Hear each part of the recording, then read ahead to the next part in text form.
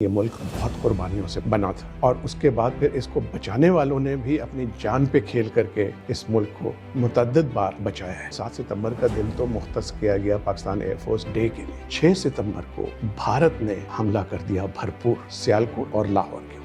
ہمارے بری فوج نے جو دفاع کرنا تھا وہ کیا۔ بھارتی فضائیہ کے پاس جو سب سے مؤثر جہاز تھا وہ تھا MiG 21 اور انہوں نے جو ہے وہ ان کے MiG 21 کو جنگ شروع ہونے سے پہلے ہی انہوں نے تباہ و برباد کر دیا۔ عالم کو موقع ملا وہ آگے بڑھے۔ عالم نے جو بہادری دکھائی ان کو وہ طیارے وہ نظر آئے اور انہوں نے ایک ایک کر کے نیا ورلڈ ریکارڈ قائم کیا کہ 30 سیکنڈ میں 5 طیارے مار دیے۔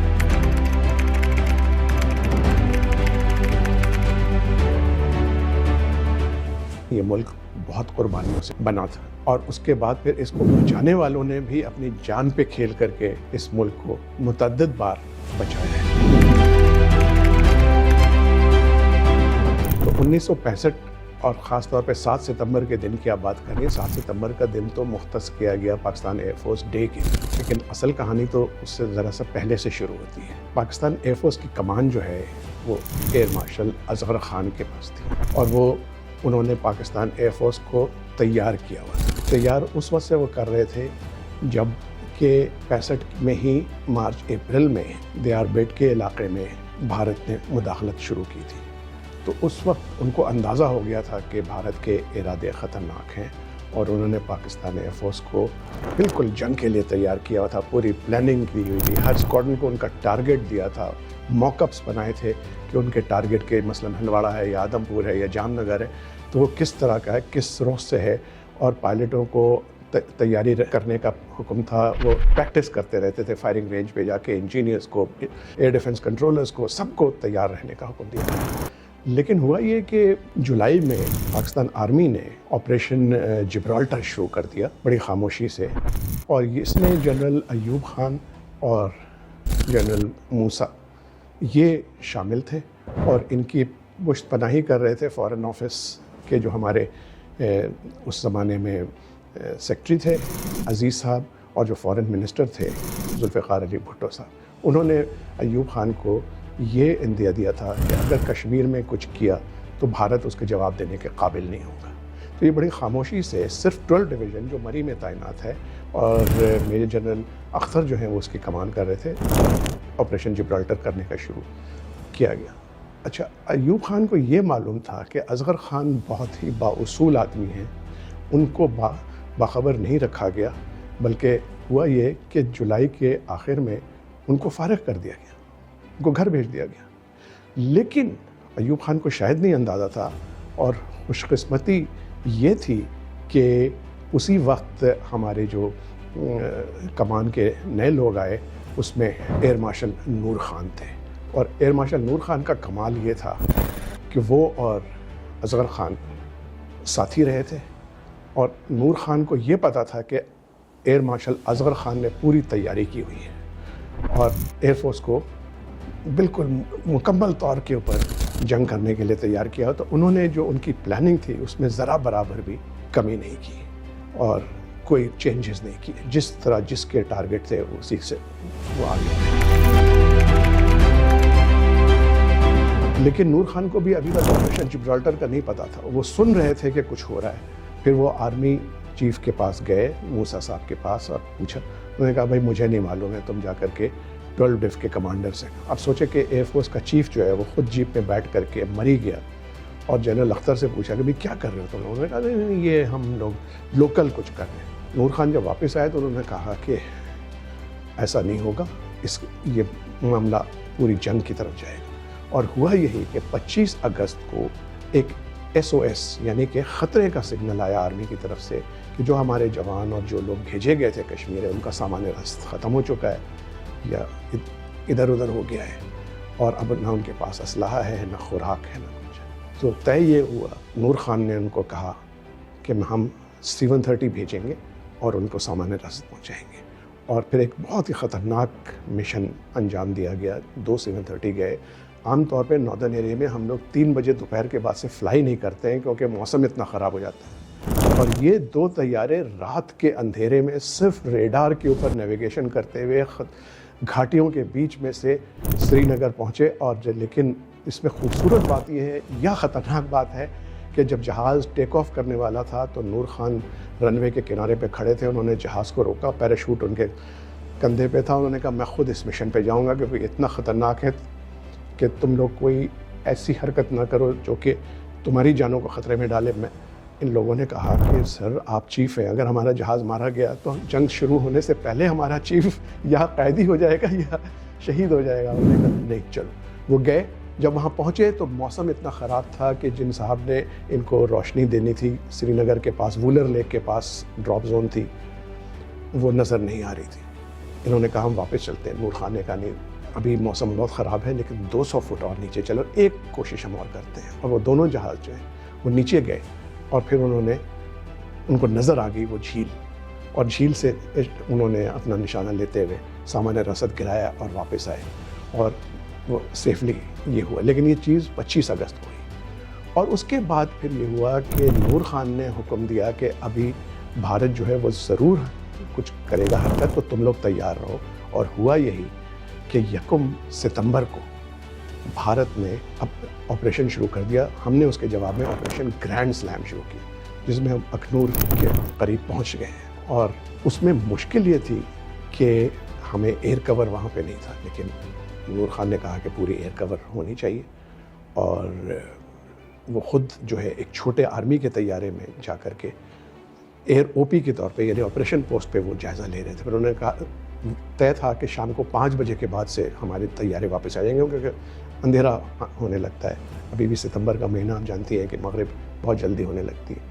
لیکن نور خان نے کہا نہیں, ابھی تک ہمارے ٹینک اور ہماری بھاری توپخانہ جو ہے وہ کھلے آسمان تلے کسی وقت بھی بھارتی طیارے آ کر کے ان کو ترنے والا بنا لیں گے. انہوں نے ایکسٹینڈ کر دی, اور وہ اس ایکسٹینشن کا مطلب یہ ہوا کہ سرفراز رفیقی اور فلائٹ لیفٹیننٹ بھٹی جو اس وقت ایئر پیٹرولنگ کر رہے تھے ان کو کہا گیا کہ آپ جائیں.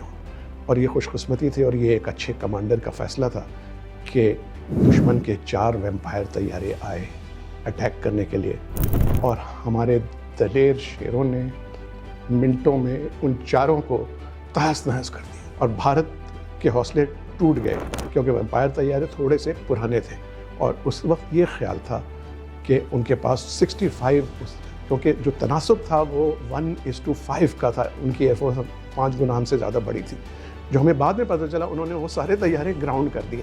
تو سمجھیے کہ یہ ہو گیا فیصلہ. لیکن یہ 1 ستمبر کی بات ہے اور ان دونوں کو ستارہ جرأت عطا کیا گیا. لیکن 7 ستمبر پہ آنے سے پہلے 6 ستمبر کو بھارت نے حملہ کر دیا بھرپور سیالکوٹ اور لاہور کے. ہمارے بری فوج نے جو دفاع کرنا تھا وہ کیا, لیکن بہت کم لوگوں کو معلوم یہ ہے کہ اصل جو بچانے والا تھا وہ تو اللہ تھا, لیکن اس کے بعد پاکستان ایئر فورس تھی.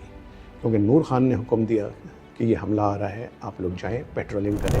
اور ہمارے جو پائلٹس تھے جو ہوا باز تھے انہوں نے پوری طرح سے وہاں پہ پیٹرولنگ شروع کی اور دیکھا کہ بھارتی توپخانہ آ رہا ہے, بھارتی جو ہے وہ ٹینک آ رہے ہیں, اور ان کو انہوں نے نشانے بنا کے مارے اور اس طرح ان کا حملہ ناکام کیا. بعد میں بیٹل آف چوئنڈا ہوئی جو سیالکوٹ میں, جو کہ ٹینکوں کی سب سے بڑی جنگ ہے دوسری جنگ عظیم کے بعد. وہ ایک الگ کہانی ہے, وہ آرمی والے آپ کو شاید اس کے بارے میں بتائیں گے. لیکن اس دن 6 ستمبر کو انہوں نے بچا لیا. 6 ستمبر کو نور خان کا پلان تھا کہ ہم بھرپور طریقے سے 32 جہازوں کے ساتھ ان کے 5 ایئر فیلڈز پہ حملہ کریں گے اور جہازوں کو تیار رہنے کا حکم دیا گیا. لیکن صبح سے یہ جو جہاز پاکستان کو بچانے کے لیے سرحدوں کی حفاظت کر رہے تھے ان میں سے کئی جو ہیں وہ اب تیار نہیں تھے. صرف ایک اسکواڈرن جو ہے پشاور کا جس کی کمانڈ نوزی حیدر کر رہے تھے وہ تیار تھا, اور وقت طے تھا 5:05 پہ حملہ کرنا. وہ 5:05 پہ پٹھان کوٹ پہنچے, اور پٹھان کوٹ والے سوچ بھی نہیں سکتے تھے کہ پاکستان کے ایئر فورس کے جہاز اتنے قریب آ جائیں گے, کیونکہ سیبر طیارے تھے جو کہ اتنے ان کی جو ہے پہنچ اتنی نہیں تھی. لیکن ان لوگوں نے کیا کیا کہ کوئی بم کوئی میزائل نہیں لی تاکہ وزن ہلکا ہو, صرف فیول ٹینک فیول بھرے اور 2 فیول ٹینک بھرے. اور جب وہ وہاں پہنچے تو فیول ٹینکس اپنے گرا دیے اور پھر صرف گن سے حملہ کیا. لیکن اس وقت بھارتی فضائیہ کے پاس جو سب سے مؤثر جہاز تھا وہ تھا MiG-21, اور وہ اتفاق سے پٹھان کوٹ میں تھے. اور انہوں نے جو ہے وہ 1 یا 2 راؤنڈ لیے اور پھر ان کے MiG 21 کو جنگ شروع ہونے سے پہلے ہی انہوں نے تباہ و برباد کر دیا. بہت ہی سکسیسفل وہ ریڈ تھا. پٹھان کوٹ کی بڑی کامیاب کہانی ہے.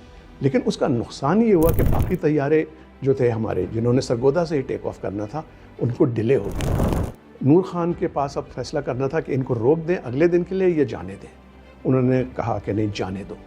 نقصان یہ ہوا کہ ایک جو ہے ٹکڑی جس کی کمان MM عالم صاحب کر رہے تھے وہ جب حملے کے لیے پہنچے ان کا جہاز پہلے تیار ہو گیا, لیکن چونکہ پٹھان کوٹ پیریڈ ہو گئی تھی تو بھارتی طیارے تیار تھے. دو بدو جنگ ہوئی. عالم صاحب نے 2 طیارے مار گرائے ہنٹر اور واپس آ گیا. رفیقی اس کے بھی بعد ٹیک آف کیا اور ان کی بھی ٹکڑی میں 4 تھے. ان 4 میں سے بھی ایک جو ہے جہاز رن وے پہ ہی خراب ہو گیا. تو 3 جا رہے ہیں اب حملے کے لیے اور دشمن ان کے لیے تیار ہے. عالم نے دیکھا کہ یہ گزر رہے ہیں, ان کو کہا کہ تیار رہو, دشمن جو ہے وہ حملہ کرے گا, حملے کے لیے تیار ہے. تو رفیقی نے کہا کہ لا الہ الا اللہ محمد رسول اللہ, اور وہ پل پڑے. حلواڑہ میں وہ لوگ تیار تھے اور دو بدو جنگ ہوئی. رفیقی نے ایک کو مار گرایا, یونس نے ایک کو مار گرایا, تیسرے سیسل چودھری تھے. لیکن پھر ان کے نرغے میں وہ آ گئے. رفیقی کی گنز جیم ہو گئی, رفیقی کا ریڈیو خراب ہو گیا اور رفیقی شہید, یونس بھی شہید ہو گئے. صرف سیسل واپس آئے. اس کی داستان اس کا نتیجہ یہ ہوا اب کہ گھر میں گھس کر کے ان کے ایئر مینوں کے سامنے دو بدو جنگ ہوئی جس میں ہمارے ہواباز کامیاب رہے. ٹھیک ہے بعد میں جام شہادت نوش کیا, لیکن اس سے ان کے مورال پہ پہنچا. 7 ستمبر پہ آتے ہیں. 7 ستمبر کی صبح کو بھارت نے کہا کہ وہ تل ملا رہا تھا کہ بدلہ لیں گے. اس وقت ہمارا جو مین ایئر بیس تھا وہ تھا سرگودا. سرگودا کے اوپر انہوں نے حملہ کیا اور سرگودا میں الحمدللہ ہم لوگ تیار تھے. ان کا ایک بھی جو ہے وہ بم کسی نشانے پہ نہیں پہنچا. لیکن فضا میں اس وقت بلند ہوئے MM عالم صاحب اور فلائٹ لیفٹیننٹ بھٹی, الگ الگ ان کی ٹکڑیاں تھیں, اور F-104 پہ تھے عارف اقبال صاحب. ان کو خبر ملی کہ ایک پوری ان کی ٹکڑی آ رہی ہے. تو عارف اقبال صاحب زیادہ بلندی پہ تھے, وہ F-104 پہ تھے, اور F-104 کی پرواز کی رفتار بہت تیز ہوتی ہے. وہ چاہتے تھے کہ وہ ان میں سے چند ایک کو حملہ کر لیں, بچا لیں. بھٹی نے کہا کہ میں بڑھتا ہوں. بٹ دو بدو جنگ کرنے سے پہلے جو ہے جہاز کی مینووربلٹی کے لیے, کیونکہ ہنٹر طیارے جو ہیں وہ سپیریئر ہیں اسپیڈ میں بھی اور کارکردگی میں بھی سیبر سے, تو اپنی جو فیول ٹینکس ہیں ان کو ڈراپ کرنا ہوتا ہے تاکہ جہاز زیادہ مینووربل ہو سکے. بھٹی کی فیول ٹینک ہینگ کر گئی, یعنی کہ وہ پھنس گئی, وہ نیچے نہیں گری. اب وہ دو بدو جنگ نہیں کر سکتے تھے. عالم کو موقع ملا, وہ آگے بڑھے. عارف اقبال نے آنکھوں دل کا حال بتایا کہ میں اوپر سے دیکھ رہا تھا اور میں دعا کر رہا تھا کہ ایک آدھ عالم سے بچ جائے تو میں بھی کچھ کارکردگی دکھاؤں. لیکن اللہ کو جو منظور ہوتا ہے, عالم نے جو بہادری دکھائی, اور یہ بہادری نہیں تھی, وہ بہت بڑے جو ہے فلاسفر تھے ایئر ویپنری میں. انہوں نے ہنٹر فلائی کیا ہوا تھا انگلینڈ میں. ان کو پتا تھا کہ کس جگہ پہ کیسے کس داؤ پیچ میں میں ہنٹر کو گرا سکتا ہوں, اور ان کو وہ طیارے وہ نظر آئے اور انہوں نے ایک ایک کر کے نیا ورلڈ ریکارڈ قائم کیا کہ 30 سیکنڈ میں 5 طیارے مار گرائے. اور اس واقعے نے بھارت کی جو ہے اور خاص طور پہ بھارتی فضائیہ کی کمر توڑ دی. اس کے بعد انہوں نے جرأت نہیں کی سرگودا کی طرف آنے کی. سمجھیے کہ ہمیں ایئر سپیریورٹی حاصل. اس کے بعد اور بھی بہت سے کارنامے ہیں, ہمارے بہت سے شہید ہوئے, بہت سے لوگوں نے اپنی جانوں کا نذرانہ پیش کیا اور پاکستان کو بچا لیا. لیکن حاصل یہ ہوا کہ پاکستان ایئر فورس نے ایسی کمر توڑی بھارتی فضائیہ کی کہ الحمدللہ پاکستان کو بچانے میں کامیاب.